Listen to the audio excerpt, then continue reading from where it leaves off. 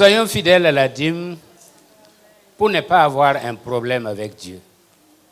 Il y a des gens qui ont des problèmes et qui pensent que ça vient de je ne sais quoi, alors que ça vient d'une certaine infidélité par rapport à la dîme. La dîme, c'est ce que nous devons à Dieu. Je crois que nous avons, en tout cas ceux qui ont fait le collège, ne serait-ce que la 6e, vous avez appris qu'il y a le verbe must et le verbe have to. Le verbe must, c'est vraiment l'obligation physique. Mais le verbe have to, c'est l'obligation morale. Et la dîme est une obligation morale. Nous en parlons parce qu'aujourd'hui, il y a des gens, il y a des malins qui disent « Non, la dîme n'est pas obligatoire. Tu n'es même pas obligé de donner la dîme. » Mais Dieu prouve encore, et par sa parole, et par des témoignages, que la Bible, la dîme est d'actualité. Dans Agé, il est dit « Mettez-moi de la sorte à l'épreuve. » C'est la seule partie physique où Dieu peut mesurer notre fidélité. La seule partie physique. Le reste là est subjectif. Mais la dîme est objective. Et en fait, la dîme n'a pas été créée par les Israélites, n'a pas été créée par l'Église. La dîme est un principe de Dieu.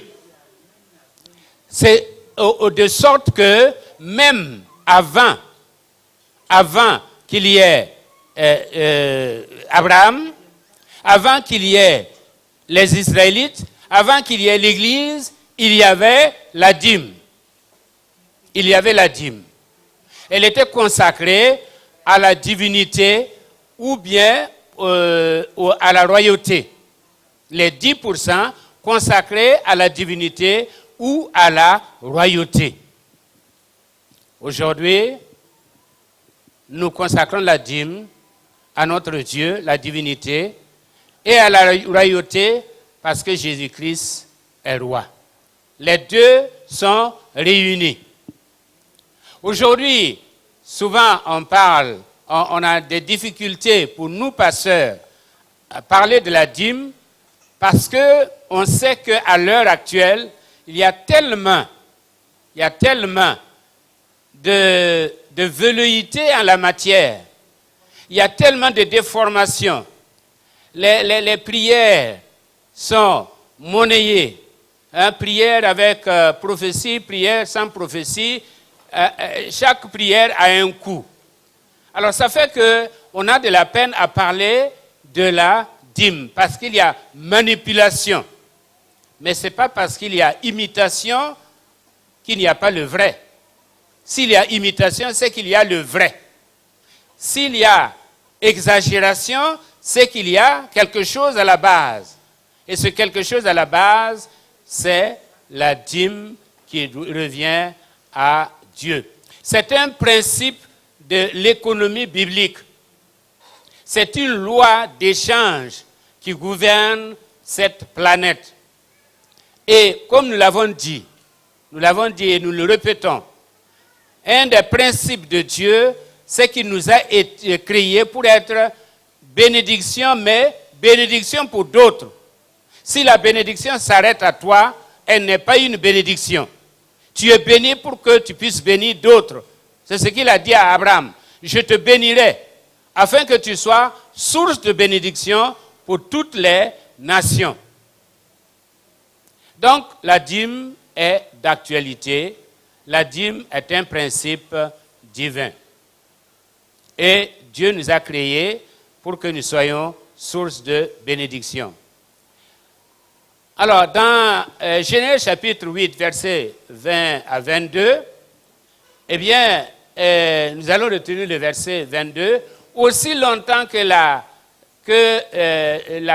durera la terre, la semence et la récolte, le froid et la chaleur, l'été et l'hiver, le jour et la nuit ne cesseront jamais. Donc, la semence et la récolte font partie de ces choses qui ne vont jamais passer. Autant il y a le jour et la nuit, autant il y a l'été et il y a l'hiver, autant il y aura le principe de la semence et de la récolte. Nous aurons l'occasion de revenir là-dessus. Donc la dîme, c'est donner à Dieu ce qui lui appartient. Ne faites pas de faux calculs. Quand on n'a plus de ressources, on se dit de toute façon, Yamba Ligdi. Quand même, le Seigneur va me comprendre. Il va te comprendre, mais il va te punir. Il va te punir. Parce que ça appartient à Dieu. Ce n'est pas à nous. Et ce n'est pas à nous d'en l'utiliser comme nous voulons. Parce qu'on trouve certains chrétiens, et comme la dîme, comme ils ont prélevé la dîme, ils se disent, ça, de toute façon, je ne peux pas y toucher. Mais je peux donner là où je veux. Je veux donner à qui je veux. Non, la dîme va dans la maison de l'Éternel. La dîme va dans la maison de l'Éternel. Est-ce qu'on peut continuer avec la dîme là?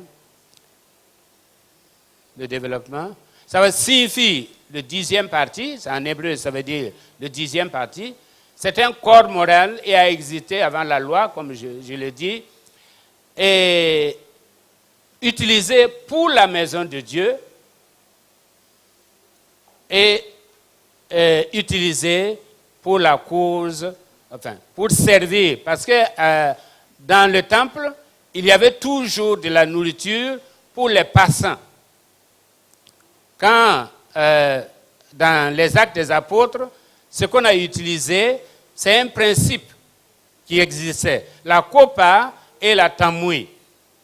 La kopa était la distribution quotidienne de nourriture aux passants et la tamoui était la distribution hebdomadaire aux nécessiteux passant par le temple. On peut aller maintenant à donc la conclusion. Pourquoi la dîme?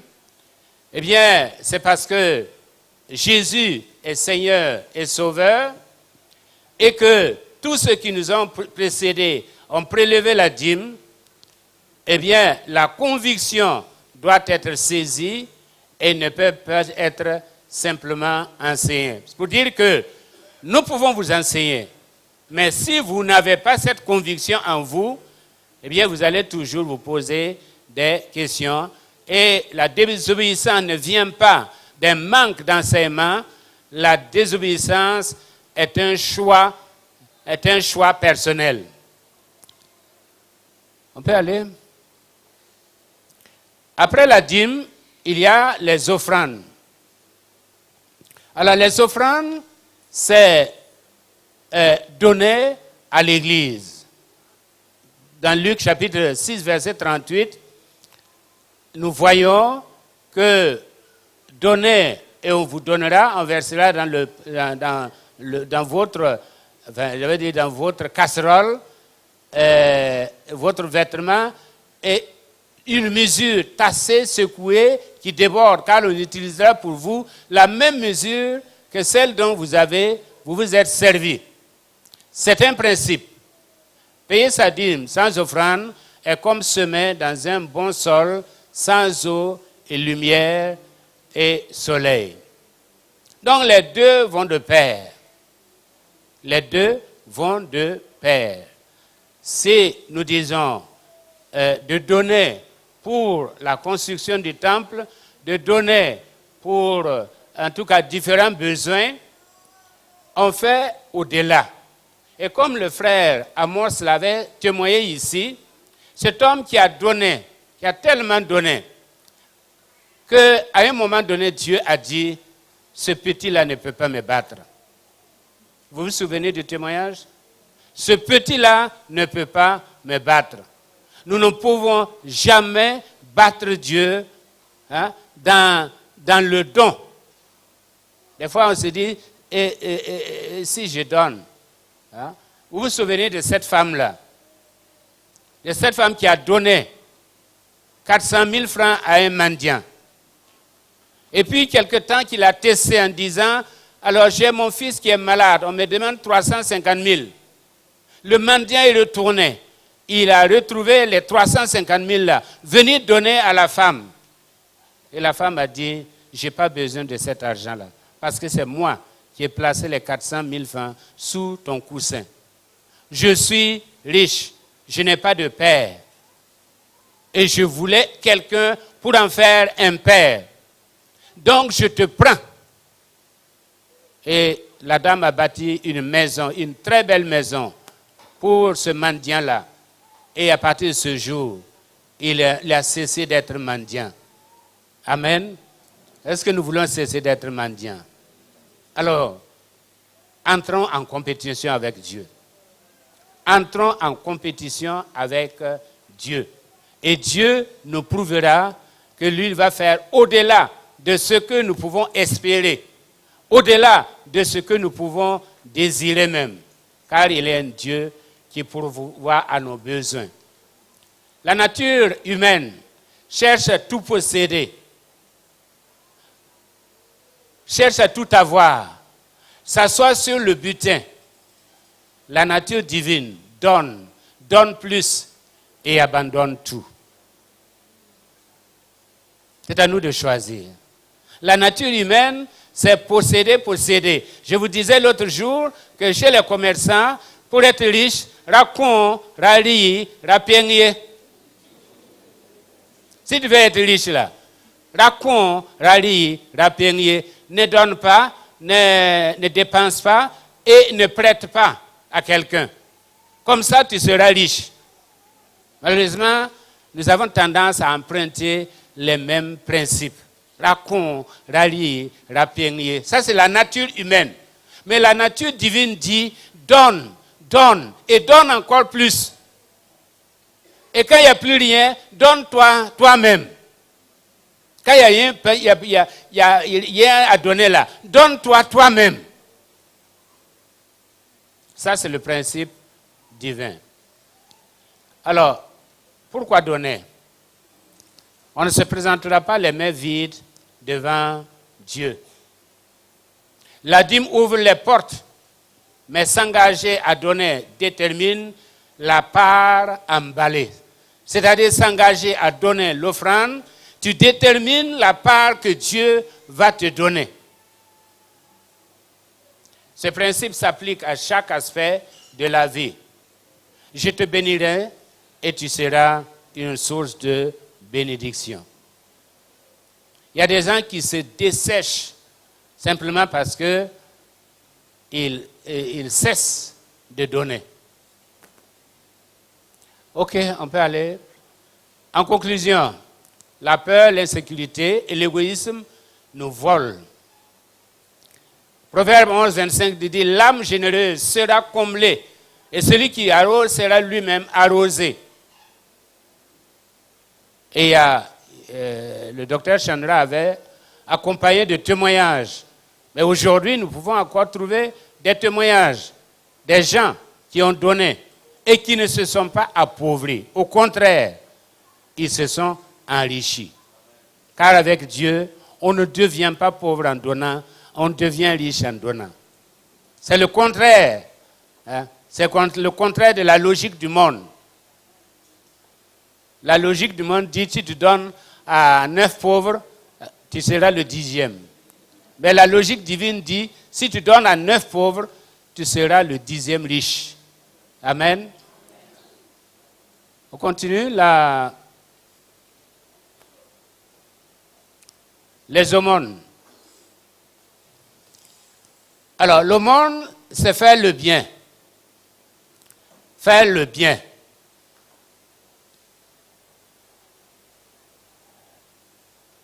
Jésus nous dit dans Matthieu 6, versets 1 à 4, donc quand tu fais le bien, ne le fais pas pour être vu des hommes.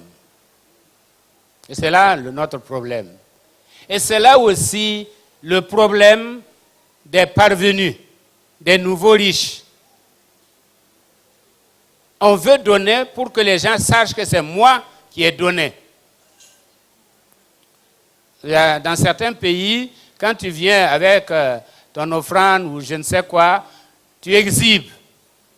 Et tu danses en montrant le billet. Les hommes ont vu, mais Dieu n'a pas regardé. C'est quand tu donnes dans le secret que Dieu voit et que Dieu récompense. Alors, lorsque tu paies ta dîme, tu retournes ce qui appartient à Dieu. Lorsque tu donnes, tu soutiens l'Église et détermines la portion du retour. Lorsque tu fais l'aumône, tu es récompensé.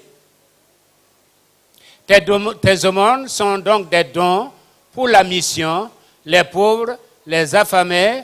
C'est, par exemple, la Croix-Rouge. Ton aumône est au-dessus des dîmes et des offrandes. Mais là, je mets un bémol pour dire que la Bible dit qu'il faut s'occuper d'abord de la maison de Dieu. Des fois, j'ai des problèmes avec les mendiants au bord de la rue. Parce que il y a des pays comme le Sénégal, il y en a qui se sont construits des châteaux. Parce que c'est devenu une vocation. C'est un travail. Ils veulent pas, c'est leur travail que d'exploiter les autres. Ce qui devait tomber sur toi comme condamnation et autres, tu donnes pour que ça soit transféré sur quelqu'un d'autre. Nous ne faisons pas ça. Quand nous donnons, c'est pour que la bénédiction même soit transférée sur quelqu'un d'autre. C'est pourquoi, eh bien, nous ne donnons pas à tout hasard, mais nous donnons d'une façon calculée. Les aumônes sont destinés à répondre à un besoin, mais non pas à nourrir la convoitise. Ne donnons pas pour maintenir les gens dans la pauvreté, donnons pour supprimer la pauvreté. Ne permettez pas aux gens de manipuler ta charité au détriment de leurs besoins égoïstes. La charité basée sur la culpabilité n'est pas durable. C'est la charité basée sur la conviction qui est durable. Au lieu de donner des poissons, apprenons aux gens à pêcher. Le monde est divisé entre les donneurs et les receveurs. Et généralement, dans notre milieu pentecôtiste, on dit que nous avons le don de recevoir et non pas le don de donner. N'est-ce pas, Abel? Non, mais toi, tu as le don de donner. Parce que tu m'as donné du café. Et nous ne devons pas habituer les gens. Il ne faut pas rendre les gens dépendants de nos dons. Leur donner, les assister ponctuellement, oui, mais éternellement, non. Parce que ce n'est pas nous qui les avons créés. C'est Dieu qui les a créés.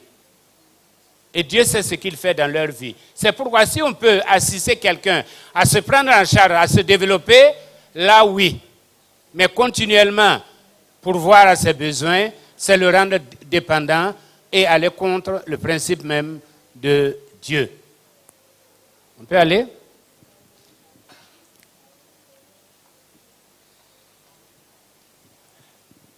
Les prémices. Les prémices, c'est en fait le principe du premier. Ce que nous gagnons en premier. Abel a apporté les prémices de son champ. Caïn aussi a apporté les prémices de son champ.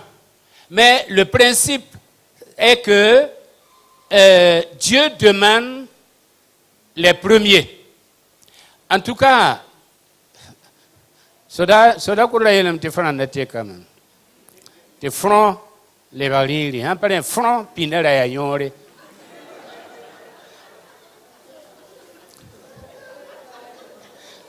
Je ne peux pas traduire en français. Parce que c'est un jeu de mots. Mais la religion que nous avons connue, le christianisme que nous avons connu, chaque année, il y avait la période, ce qu'on appelait la fête de la moisson, où tous les chrétiens apportaient les premiers fruits, en tout cas, tout. Et on entassait chez le pasteur. Aujourd'hui, malheureusement, il n'y a plus ça. Ça se trouve dans vos poches. Mais c'est le principe du premier, mais c'est le principe aussi des priorités. Et Dieu avait dit, vos premiers enfants seront à moi. Donc tout premier-né devait être à Dieu. Il y a des premiers-nés ici. N'est-ce pas? Vous devez être à Dieu. Vous êtes une offrande de vos parents à Dieu. Une offrande obligatoire de vos parents à Dieu. Ne vous amusez pas. Parce que vous appartenez à Dieu d'abord, avant d'appartenir à qui que ce soit. Parce que c'est le principe des prémices. Alors, si les premiers-nés, hommes ou femmes, ont été rachetés et servent le Seigneur autant que vous le pouvez, et normalement, vous devez aussi servir le Seigneur. Quant au premier fruit, mettez de côté une partie généreuse du premier revenu dans l'année pour offrir à Dieu. Faites de même avec le premier revenu de tout nouvel emploi, promotion, profit. Jeûne et prière, le premier mois de l'année, premier jour du mois, etc. En tout cas, il y a des gens qui ont expérimenté. Il y a des gens, leur premier salaire, ils sont venus donner à Dieu. Il y a des gens, chaque année, le premier salaire de janvier, ils viennent donner à Dieu. Ce n'est pas une obligation. C'est un choix. C'est un choix. Il y a des gens, quand ils ont même un manguier, quand ça commence à produire, la première mangue, ils viennent donner au pasteur, qui vraiment mange avec plaisir.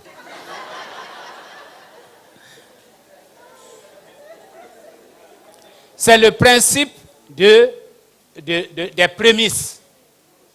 Des prémices.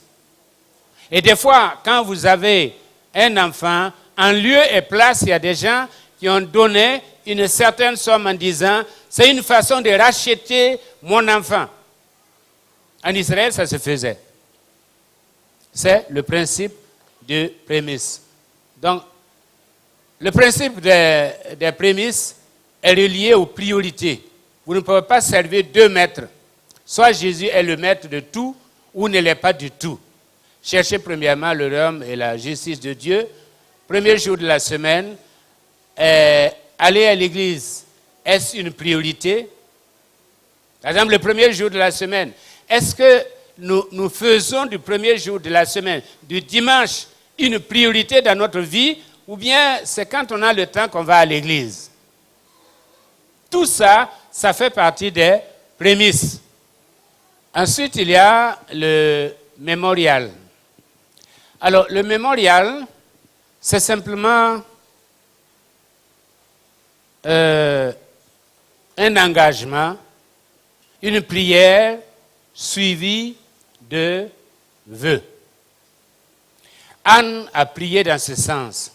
Si tu me donnes un enfant, je le consacrerai à l'Éternel. Jacob a prié en disant, si tu me fais revenir dans mon pays, voilà ce que je te donnerai en contrepartie. Ça, c'est ce qu'on appelle le mémorial.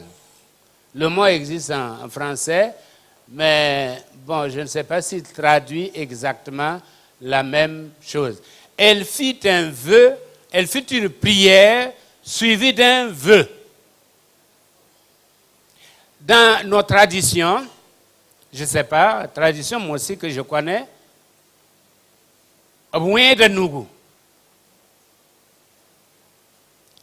et quand on va vers la montagne, on va vers le fleuve, et on prend un engagement.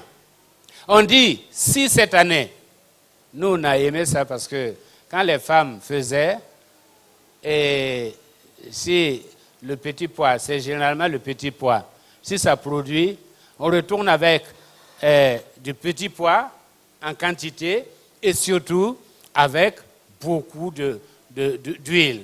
Donc ce jour-là, les enfants étaient contents. Mais c'était une façon de rendre, de remercier les dieux qui ont exaucé. Alors, de la même manière, aujourd'hui, nous pouvons encore prier en demandant au Seigneur. C'est un engagement personnel. Si tu me donnes ça, voilà en retour ce que je vais te donner. Si tu me donnes le bac, je vais te donner un bœuf. C'est un engagement. Si tu me donnes de l'emploi, le premier salaire, je te le consacre. Mais c'est un vœu, c'est une prière suivie d'engagement, de vœu. Seulement, il ne faut pas s'amuser parce que si vous avez ce que vous demandez et que vous ne remboursez pas la dette, même dans le monde des fétiches, le fétiche vient vous demander sa quote-part. Si vous vous engagez avec un fétiche et que vous avez l'exaucement, si vous ne revenez pas payer la part qui est due au fétiche, le fétiche reviendra prendre le tout. La même chose va pour Dieu aussi. C'est pourquoi la Bible nous dit de ne pas nous engager avec légèreté. Il faut s'engager tout en sachant de quoi on parle. Il y a des gens qui, dans des situations de catastrophe, on dit, Seigneur, si tu me fais ça, si tu me délivres, je te donnerai ça, je te donnerai ça. Et puis une fois qu'ils ont été délivrés, ils ont oublié leurs paroles. Le Seigneur n'oublie pas. Il n'oublie pas nos engagements. C'est pourquoi ce don-là est vraiment spécial. Alors mieux vaut pour toi ne pas faire un vœu plutôt que d'en faire un et de ne pas l'accomplir. Alors, en conclusion, un mémorial est un mélange inhabituel d'une prière avec un vœu entre vous et Dieu. La combinaison parfaite apparaîtra devant lui comme un mémorial et les résultats parleront d'eux-mêmes. Offrande sacrificielle. Alors, c'est la 6e partie des 7 principes. L'offrande sacrificielle est une offrande de haut niveau. C'est vraiment une offrande de haut niveau. Symbole de sainteté, l'objectif du sacrifice c'était symbole de sainteté, pas de punition, mais de sainteté, irréprochable et sans défaut, expiation pour expier le péché, consécration, et nous avons vu les 5 types d'offrandes sacrificielles dans le Lévitique. Voilà quelques versets.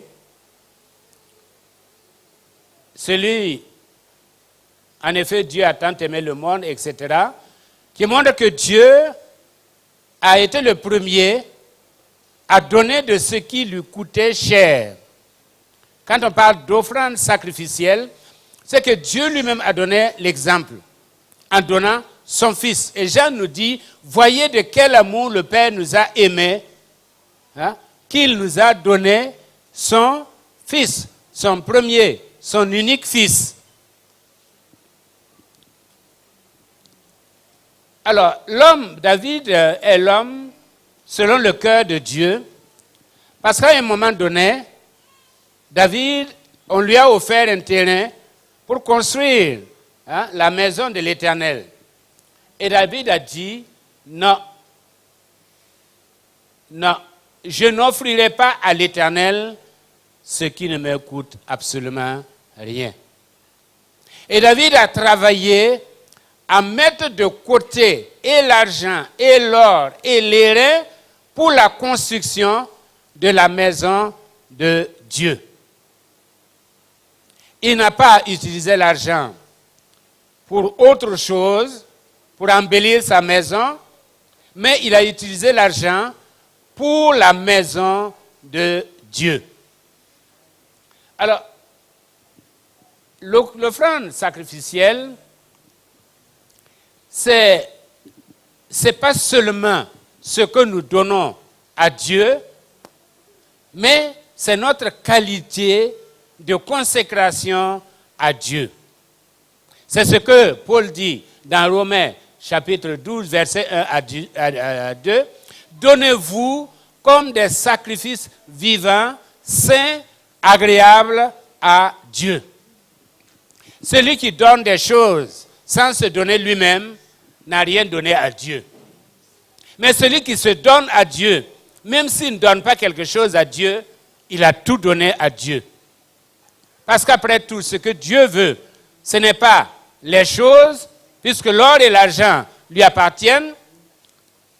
Et comme le fou nous a dit à l'église centrale, Dieu ne bouffe pas l'argent. Hein? C'est vous qui vous partagez l'argent là. Sinon, Dieu ne bouffe pas l'argent. Donc, Dieu n'a pas besoin de ton argent, il n'a pas besoin de ton or. Ce qu'il a besoin, c'est de ton cœur. Et c'est là que le bas blesse, parce que Dieu nous veut tout entier. Il ne nous veut pas partager. Il nous veut tout entier. Tout entier à l'Éternel. Et quand nous sommes à l'Éternel, nous ne nous rendons même pas compte que nous donnons beaucoup à Dieu. Nous allons faire comme le tournoi qui donnait 9% à Dieu et gardait 1%. Mais tout cela est une question de relation qualitative avec Dieu. Donnons-nous à Dieu avant de donner quoi que ce soit à Dieu. Parce que c'est c'est le niveau le plus élevé de don. On peut donner ce qu'on a, mais quand il s'agit de se donner soi-même, ça devient autre chose. Pour être un sacrifice agréable à Dieu. Un sacrifice agréable à Dieu. Alors, la dernière partie, c'est semer et récolter. La semence et la récolte seront un principe divin. Celui qui sème, il va récolter. Celui qui ne sème pas, il ne va pas récolter. Ça, c'est un principe. Nous voulons récolter sans semer. Ça n'existe pas. Il faut semer avant de récolter. Et quand nous parlons de bénédiction, en termes de récolte, ce n'est pas seulement l'argent, ce n'est pas seulement le matériel, ce n'est pas les maisons, ça peut être certainement, peut-être une paix de cœur. Certainement une paix de cœur. Il y a plusieurs formes de bénédiction. Souvent, nous voyons les aspects matériels, mais il y a l'aspect intérieur, l'aspect familial, l'aspect social. Tout ça, ça fait partie de la bénédiction de Dieu, mais ça fait partie du principe de semer et de récolter. On peut continuer. Celui qui sème peu, il moissonnera peu. C'est comme le disait le Yoruba, le photographe Yoruba, un qui est venu, qui dit, mais fais-moi une belle photo. Il dit, non, tu rentres poupou, tu sors poupou. Tu rentres poupou, tu sors poupou. Donc, si nous semons peu, avec des calculs, des visées humaines, nous allons récolter peu. Et nous allons en vouloir aux personnes qui ont beaucoup semé. Il faut semer au bon endroit. pour s'attendre à un retour. Dieu n'est pas un débiteur. Nous ne pouvons pas corrompre Dieu. Et Jésus l'a dit, celui qui quitte sa maison, celui qui quitte sa maison, son père, etc., à cause de moi, il recevra sur cette terre, eh bien, des maisons, des frères, des sœurs, des mères, des enfants, des terres, avec la persécution. On aurait voulu supprimer ça, mais ça, c'est dedans. Avec la persécution. Il faut donner, il faut semer dans la vie des autres. Nous l'avons dit ici, celui dont la vision est pour 1 an, plantez du maïs. Si votre vision est pour 10 ans, plantez des arbres. Si votre vision est pour 10 ans, plantez des arbres. Si votre vision est pour l'éternité, alors il faut semer dans la vie des gens. Il faut semer dans la vie des gens. Parce que la vie est un écho. Elle te redonne ce que tu lui as donné. Et dans la dernière phase de sa vie, quand nous allons nous retrouver seuls avec notre femme, que les enfants auront quitté, et que les amis seront peut-être, la plupart sont morts, il ne reste pas grand-chose, c'est en ce moment qu'on se rend compte qu'on a semé dans la vie des gens. Parce que les gens viendront. Les gens viendront. On nous a raconté l'histoire d'une femme, je crois que je l'ai raconté ici. Elle est partie, elle avait des problèmes dans une des provinces. Mais son papa était douanier. Et dans cette province-là, elle a appelé son papa. Son papa a dit simplement, va à la douane. Et quand elle a été à la douane, elle a simplement dit, je suis la fille d'un tel. Elle est ressortie avec 100 000 francs cash. Chacun voulait lui donner quelque chose parce que chacun a bénéficié eh bien, des largesses de son père. Mais il y a des gens aussi, quand vous allez à cause des parents, vous ne pouvez pas avoir même simple eau là pour boire.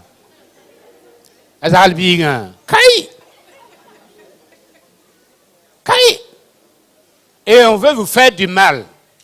Parce que les parents ont fait du mal. Vous vous souvenez de Tom, l'Américain qui était là, qui a raconté son histoire, comment il a eu le terrain de l'école, enfin le terrain de l'église, parce que son père et sa mère ont laissé un héritage. Ils ont semé. Et le petit-fils et le fils ont récolté. Jésus dit, vous êtes entrés dans le travail d'autres personnes. Que le Seigneur nous aide à laisser des traces et non des cicatrices dans la vie. Amen. Que le Seigneur nous aide afin que tout ce que nous allons faire, que plus tard, nous laissions un héritage, que nos enfants puissent en profiter. Parce que nous avons semé. Nous avons semé. De notre vie, pendant notre vie, nous avons récolté. Mais après nous, il y a des gens qui vont continuer à récolter ce que nous avons semé. Le principe est là. Il faut semer pour pouvoir récolter. Nous ne pouvons pas récolter là où nous n'avons pas semé. Sauf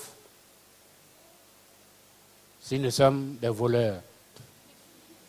Là, on va récolter là où on n'a pas semé. Je voulais partager ce principe-là avec nous, revoir ce principe-là avec nous, parce que ça a été source de bénédiction. Et je crois que ce matin encore, c'est source de bénédiction. Parce que c'est l'extérieur qui détermine notre attachement intérieur. Celui qui est fidèle dans les petites choses, il le sera aussi dans les grandes. Mais celui qui est infidèle dans les petites choses, comment Dieu peut-il lui confier de grandes choses? Il ne peut pas. Celui qui ne peut pas prélever sa dîme, Dieu ne peut pas lui donner autre chose. Il ne peut pas. Et celui qui n'a pas pitié du pauvre, Dieu ne peut pas lui confier des responsabilités. Parce qu'après tout, ce qui intéresse Dieu, c'est que nous puissions aller vers les autres, assister les autres, aider les autres. Être son bras, être son pied, être son cœur. Et c'est pourquoi la Bible nous dit, Jacques nous dit, que la vraie religion consiste à s'occuper de la veuve et de l'orphelin. C'est l'aspect physique, l'aspect pratique, l'aspect pragmatique de la religion. Et ça passe quelquefois, c'est un test de Dieu pour voir notre obéissance. Est-ce que nous allons obéir en donnant la dîme, en donnant l'offrande, l'aumône, hein? Les autres formes que nous avons citées? Est-ce que Dieu peut vraiment s'attendre à son peuple pour répondre aux besoins de la mission? Que le Seigneur vous bénisse et qu'il fasse en sorte que réellement nous soyons des gens obéissants, soumis aux principes de la parole de Dieu. Et nous verrons les effets sur notre vie et des effets sur notre génération. Amen.